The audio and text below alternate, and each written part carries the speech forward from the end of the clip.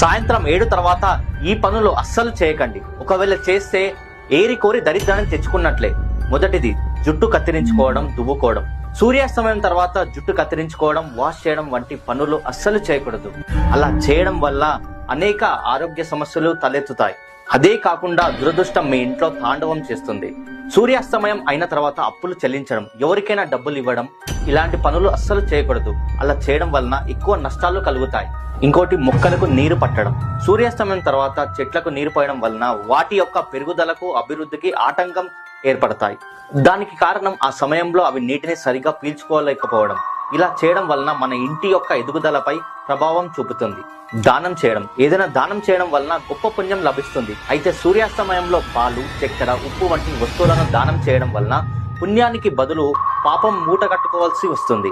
సూర్యాస్తమయం తర్వాత ఇవి దానం చేయడం వలన ఆర్థిక ఇబ్బందులు కలగవచ్చు. గోర్లు కత్తిరించడం. సూర్యాస్తమయం తర్వాత ఇంట్లో లక్ష్మీదేవి సందర్శిస్తుందని చెబుతుంటారు. గోర్లను మన శరీరంలో మురికి, మలినాలు పేరుకుపోయే ఒక ముఖ్యమైన భాగం. సూర్యాస్తమయం తర్వాత ఈ గోర్లు కత్తిరించడం వల్ల లక్ష్మీదేవికి ఈ మలినాలను సమర్పించినట్లు అవుతుందని అంటున్నారు పెద్దలు. లక్ష్మీదేవి మన ఇంటిని విడిచిపెట్టి సంపద, ఆనందాన్ని మన ఇంటి నుంచి వెనక్కి తీసుకుపోవచ్చు.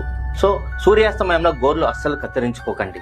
ఆఖరిగా సూర్యాస్తమయం తర్వాత చీపురుతో ఊడ్చడం, ఇల్లు తుడుచుకోవడం వంటి పనులు అస్సలు చేయకూడదు. ఎందుకంటే సూర్యాస్తమయం తర్వాత శుభ్రపరచడం దేవతల పట్ల అగౌరవం చూపిన చర్యగా చూస్తారు. దాని కారణంగా ఇంట్లో ఉన్నదంతా ఊడ్చేసినట్లు ఇంట్లో నుంచి మొత్తం వెళ్ళిపోతుందంట. మన భారతదేశం విభిన్న సంస్కృతి సంప్రదాయాలకు పెద్ద